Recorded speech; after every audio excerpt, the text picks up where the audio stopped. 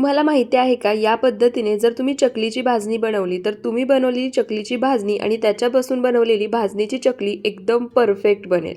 त्यासाठी सर्वात आधी इथे मी पेपर टाकलाय, त्याच्यावरती एखादा स्कार्फ टाकायचा आणि आता आपण सर्व भाजणी भाजून घेऊया। त्यासाठी गॅसवर कढई गरम करायला ठेवली आहे। त्यामध्ये 3 वाटी वजनी प्रमाणामध्ये 500 ग्रॅम रेशनिंगचे तांदूळ घेतले आहेत, ते घालायचे। तांदूळ हलकासा रंग बदलेपर्यंत भाजून घ्यायचे, त्या स्कार्फवरती काढायचे। पुन्हा त्याच कढईमध्ये 2 वाटी चणा डाळ घेतली आहे। वजनी प्रमाणामध्ये ही चणा डाळ 300 ग्रॅम आहे। डाळ सुद्धा गरम होईपर्यंत भाजून घ्यायची आणि स्कार्फवरती काढायची। त्यानंतर त्याच कढईमध्ये 1 वाटी मूग डाळ वजनी प्रमाणामध्ये 150 ग्रॅम आहे, ती घालायची। मूग डाळ सुद्धा गरम होईपर्यंत हलकासा रंग बदलेपर्यंत भाजून घ्यायची, ती सुद्धा काढून घ्यायची। त्यानंतर अर्धी वाटी उडीद डाळ वजनी प्रमाणामध्ये 75 ग्रॅम आहे, ती उडीद डाळ सुद्धा आपल्याला हलकासा रंग बदलेपर्यंत भाजून घ्यायची, ती सुद्धा काढून घ्यायची।